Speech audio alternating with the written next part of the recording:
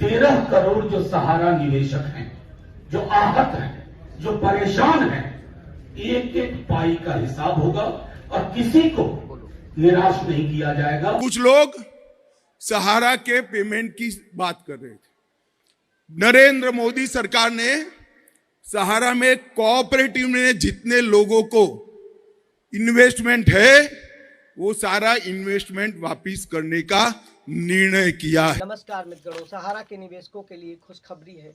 चाहे India alliance सत्ता में आए या फिर एनडीए अलायंस यानी बीजेपी गठबंधन, दोनों ने वादा किया है सहारा के निवेशकों को राहत देने की बात।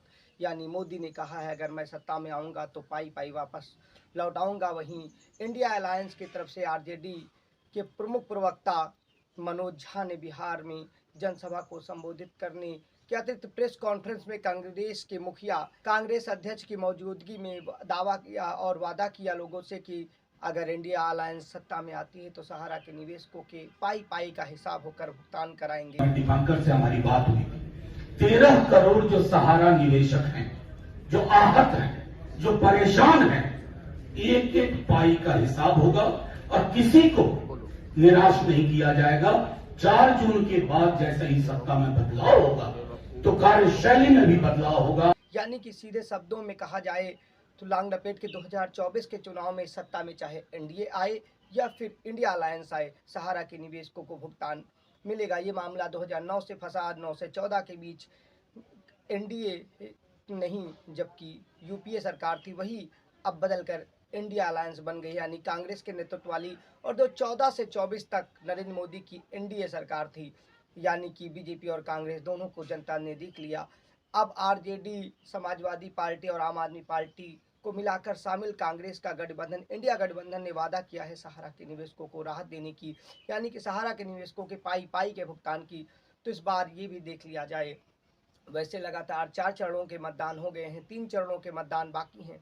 मतदान में लगातार जनसभाओं में कहीं पर मुद्दा उठा, कहीं कम उठा, ज़्यादा उठा। ओवरऑल मुद्दा निवेशकों ने उठाया, इसका थोड़ा बहुत फायदा होता नजर आ रहा है। हालांकि इन दोनों गठबंधनों ने अपने मैनिफेस्टो में यानी लिखित में अभी कुछ लोग सहारा के पेमेंट की डिमांड कर रहे थे।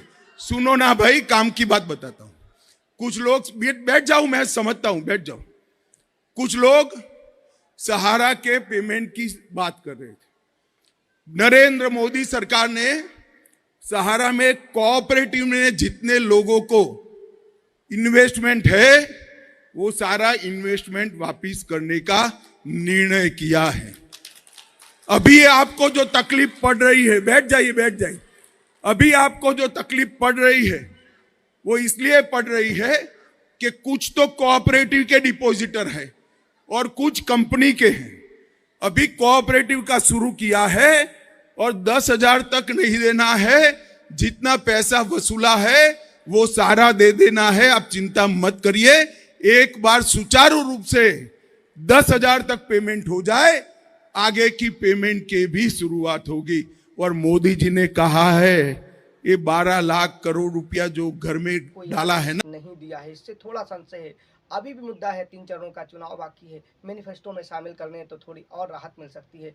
बहरहाल सहारा के निवेशकों का सहारा कंपनी में जितना भी पैसा जमा है उससे सहारा ने संपत्तियां खरीदी। 24,912 करोड़ रुपए सहारा से भी खाते में है और शेष अन्य संपत्तियों की यानी फिक्स एसेट है। तो भुगतान आज नहीं तो कल मिलना ही है, लेकिन इतना अधिक समय बिताने के बाद आम आदमी जो परेशान है उसकी परेशानी का गौर करना चाहिए था। सहारा सीआरसी रिफंड पोर्टल तो ढकोसला बनकर रह गया है, इससे आगे हम कह भी क्या सके।